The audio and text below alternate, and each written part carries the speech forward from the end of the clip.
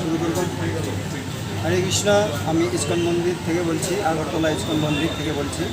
তো আমাদের আজকে প্রোগ্রাম সকালবেলা থেকে চলছে। সকাল 9টা থেকে আমাদের যজ্ঞ অনুষ্ঠান শুরু হয়েছে। আমাদের নৃসিংহযজ্ঞ, এই নৃসিংহযজ্ঞ সমাপ্ত হয়েছে আমাদের 12টা 1টার দিকে। তারপর আমাদের কীর্তন মেলা হয়েছে, এখনও পর্যন্ত চলছে কীর্তন মেলা। আমাদের এক্ষুনি শুরু হবে অভিষেক। সবাই উপোস করছেন এবং খুব সুন্দরভাবে সমস্ত ভক্তরা এসেছেন, খুব আনন্দ উপভোগ করছেন। তো অভিষেকের পরে সবার প্রসাদের ব্যবস্থা রয়েছে, প্রসাদ নিয়ে তারপর যাবে। এই যে মূলত প্রোগ্রামটা, এটা কী উদ্দেশ্য করে এবং কিসের জন্য? এটা নৃসিংহদেবের বিশেষ এটা কৃপা আর কি, যে সর্ববিনাশকারী নৃসিংহদেব, সমস্ত বিনাশকারী করে উনি, ঠিক আছে।